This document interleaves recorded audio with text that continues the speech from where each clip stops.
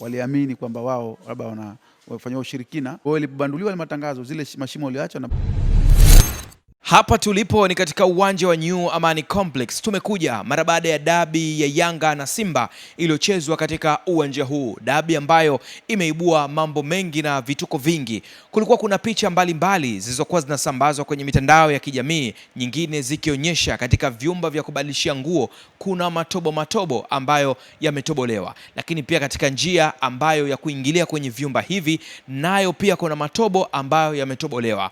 IOTV pamoja na millardayo.com kwenye mahojiano maalum na kamishna wa michezo Zanzibar anatoa ufafanuzi kuhusiana na video hizo ambazo zimesambaa, lakini pia kulikuwa kuna video nyingine zikionyesha watu kadhaa wakiwa katika uwanja wakiwa wanamwaga maji na wengine wakiwa wamezunguka katika uwanja huu, vitendo ambavyo vilikuwa vinasadikika kwamba kuna matendo ya kishirikina ambayo yalikuwa yakifanyika. Lakini pia timu hizi zilikuwa na wasiwasi na matobo ambayo yapo katika uwanja, wengine wakisingiziana ya kwamba vitobo hivyo ambavyo vimetobolewa ni mambo ya kishirikina na kwamba kuna dawa ambazo zimepitishwa katika matobo hayo. Kamishna wa michezo Zanzibar anatolea ufafanuzi matobo hayo na anakemea vitendo ambavyo vilivyofanywa, lakini pia anaeka sawa na kukanusha mambo ambayo yalikuwa yanatajwa huko mtandaoni.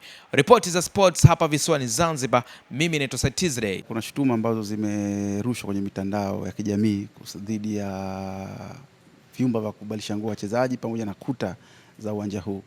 Kwa kweli ni kwamba vyumba vya wachezaji, ikiwa kile cha timu ya nyumbani na kile cha ugenini kwa maana ya away team, kuna miundombinu ambayo ilikuwepo mwanzo. Kwanza tukianza na kamera. Vyumba hivi vyote tuliviweka kamera kwa maana CCTV kamera. Ukiingia tu kwenye mlango katika pande zote mbili. Kwa hiyo kulikuwa kuna kamera mkono wa kushoto kwa kiwango hichi chumba cha away na upande wa kulia kwa kile chumba ambacho ni cha home. Sasa kamera zile wakati walipokuja mashindano ya CHAN, walipokuja wakaguzi wa CAF wakakagua vyumba hivyo, wakasema bana, kamera CCTV kamera kwenye vyumba vya wachezaji haziruhusiwi. Kwa hiyo tunaomba kamera hizi mziondoshe. Kwa hiyo sisi tukatia ile maagizo ya shirikisho la mpira Afrika CAF kuziondoa zile kamera. Na kamera zile tunazo na ni hizi hapa. Na kamera hii ilikuwa upande huu wa home, lakini pia kamera kama hii. Kwa hiyo hizi kamera ziko mbili, kila chumba ilikuwa kamera moja. Kwa hiyo hatujazitupa, zipo hizi ambazo hizi ukiziangalia ni kamera ambazo zinafanana na kamera nyingine zilizokuwa katika uwanja huu. Kwa hiyo sasa kamera hii kama unavyoiona lazima unatoboa, unaweka pale katikati tundu kubwa moja ambapo na kule pembeni kuna tundu mbili ndogo. Kwa hiyo ukijaribu kuangalia utaona kuna tundu tatu, kubwa moja na mbili ndogo. Kwa hiyo tunazamisha hii, unatoka nje ambapo kuna connection ya umeme kwa ajili ya kufanya kazi hii kamera. Kwa hiyo sisi tulitoa. Kwa hiyo kuitoa maana yake kumebakisha ile. Kwa hiyo sisi tukaziba pale pakawa hapaonekani. Lakini sasa shutuma ikaja kwamba labda kuna ushirikina, timu fulani imetaka kufanyiwa ushirikina na timu nyingine na vitu kama hivyo, ambazo tulipata hayo malalamiko na wengine wakaona kwamba kweli kumeruhusiwa jambo kama hilo, kitu ambacho sio sahihi. Hii mashimo yale matatu katika kila chumba ni unatokana na uondoshwaji wa kamera za ulinzi kwa maana CCTV kamera baada ya maagizo ya shirikisho la mpira la Afrika CAF.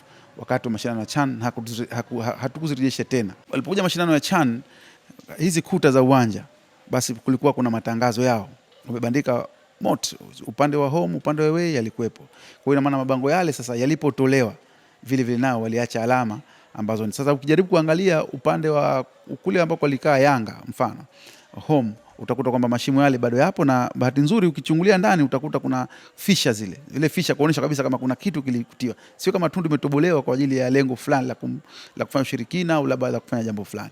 Kwa hiyo ni ukuta kupita kuendea kwenye chumba na si sehemu moja. Kwa hiyo matangazo yote yalikuwepo, na kwa hiyo ilipobanduliwa ile matangazo, zile mashimo yaliyoachwa na bado hajazibwa kuonekana kama kile kitu hakipo. Lakini baadhi ya timu waliamini kwamba wao labda wanafanya ushirikina, kwa hiyo wakaona. Lakini ukija upande wa Simba utakuta tundu kama zile zipo, lakini zimezibwa kwa Big G. Ule upande Yanga hakuna hicho kitu. Sasa hile ni kuonesha kwa wasiwasi kwamba labda hichi kitu kinatuhujumu na vitu kama hivyo. Kwa hiyo sababu hasa ni hivyo, ni kamera, la kila pili ni mabango ya matangazo yale ya CAF total lineage na mengine ndio iliyosababisha tundu hizi. Mtu anakwenda anamwaga kama maji au pengine dawa zile. Sasa uwanja huu ni uwanja ambao ni wa nyasi asili, kwa hiyo maji yake yapo yanajulikana, lakini kuna uwanja huu tunatumia kiacha maji, lakini tuna mbolea, tuna dawa. Sasa hii majani tunaya treat ipasavyo kwa kitaalamu. Kwa hiyo ina maana ukija ukiweka kitu ambacho si cha kawaida katika uwanja ule, basi lazima tutaleta athari. Sasa tumekuta hizo alama. Kwa hiyo majani yanakuwa kama yanaungua, hiyo manjano kama yanakuwa yanaungua fulani. Kwa hiyo unajua sasa hapa pamemwagiwa kitu fulani. Kwa hiyo vitu vipo na ushahidi upo, na nyinyi endeni mkachukue, mtaona hivyo vitu watu wamefanya, na ni kweli kuna vitu kama hivyo. Lakini pia kuna athari nyingine ambayo tumeona pale kwenye chumba chetu cha dressing room. Kuna mlango ulivunjwa pia pale. Sasa sisi hizi taarifa shirikisho la mpira Tanzania TFF wanalo na tumwambia. Kwa hiyo nafikiri tutafuata utaratibu ili jambo hili liweze kwanza lilipwe, halafu la pili waweze kuwapa taarifa au kuwakomesha zile timu ambazo zinafanya vitu kama hivi, kwa sababu wengine walinzi wao ndio wanafanya hivi matukio.